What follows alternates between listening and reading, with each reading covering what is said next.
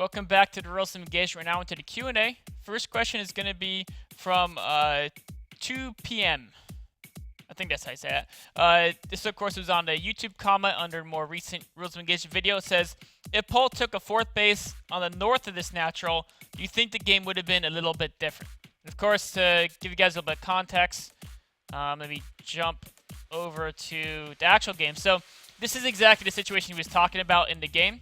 We see here, Pole is the red Terran. If you look at the minimap, he's basically got 3 bases. Ryung had 3 bases, taking a 4th on the right side. Pole's 4th command center, he's trying to move it down to the bottom right. If you notice, his army is positioned to cut off the left side of the map. And this is kind of, this was an episode of Rules of Engagement went over how Ryung won, because Ryung's expansions were safe and Pole took expansions that were near Ryung's army. And then the question is, if he took the expansion on the top left section, would that have been a safer location, or would the game have played out differently? It would have played out very differently, because Pole already had an army cutting off the top left portion of the map, at the top part of the map. And so that left side expansion would have been very, very, very safe. The disadvantage is he couldn't send the rest of his army to the right side, so it would have been a slower pace game. And Pole's a guy who likes really aggressive pace games, so he decided to expand towards his opponent. And that is normally can be a great way to play, but unfortunately he had so many units tied up at the top. Before those units could actually get back to be part of the new action, it was decided with Ryung having more forces at the bottom right, winning the battle, and then choking off the bottom right. So, Pole ideally should have taken the left as a 4th, and then maybe even given it up if he wanted to push the right side. But as is, he couldn't expand to the bottom right with so many units tied up on the left side, so it would have been a little better to take that expansion above his natural. Anyways, jumping on to the next question is going to be... Close this out. It's going to be from Aligos.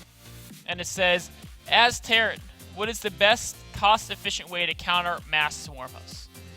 So, in the theoretical world, I mean, Raven BC is amazing for everything Zerg has as Terran. But in the practical game, you know, you can't really tech that high up. You can't just launch a whole bunch of Seeker missiles at him or whatever. Really, if you're going bio, is ideal. You just get a whole bunch of Marines, you hit the stim pack button, and you attack move over the Locust, and if you have enough medevacs supporting him, you'll lose like a few Marines, kill all the Locusts, because Marines have 5 range, Locusts have 3, and Marine DPS is the highest in the game pretty much, except for the highest range DPS in the game, they put it that way, except for speedlings per cost. And so just mow down most of the Locusts before they get close. Once they get close, you can heal that damage, and then you just make sure you know where the swarm hosts are. You scan, you kill them all with Marines. So Marines are insanely good against swarm hosts. That's why at the pro level you almost never see swarm hosts play against bio. You'll see a few to get rid of mines, but against the bio army it's all about the fungals, the bayonettes. So yeah, Marines are your best friend against the swarm hosts. Next question is going to be from Max, and he says, what kills Void Rays?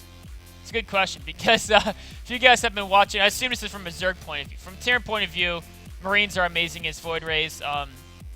In larger numbers, Thors are great against Void Rays. Just don't use the anti-armored ability. Like you think you should switch to that? No. Use the basic anti-AR, the one that does splash damage. As the numbers scale up, Thors get really good against Void Rays.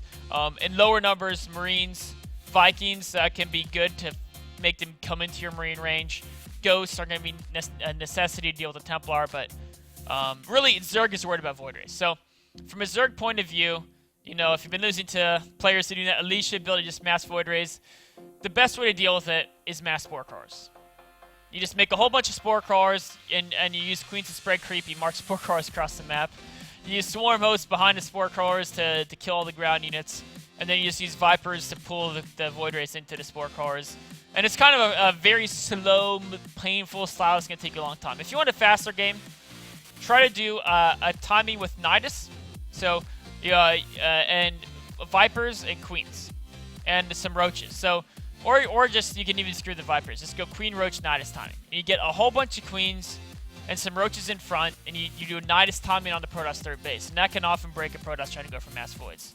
If their Force Fields are good, it can be tricky, which is why I said maybe wait for Vipers, but at most levels of play, the Force Fields won't be that amazing, and so you want Roach, Queen, Nidus attack.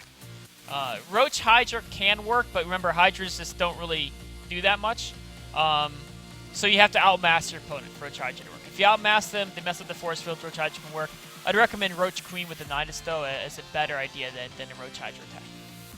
So our last question is going to be, what is the proper beer to enjoy with barbecue ribs prepared with a vinegar-based sauce? So that's a great question, actually. So it depends on how spicy your sauce is. If you're using, like, when I do vinegar-based barbecue sauce, I put in, like, a lot of mustard and a whole ton of hot peppers.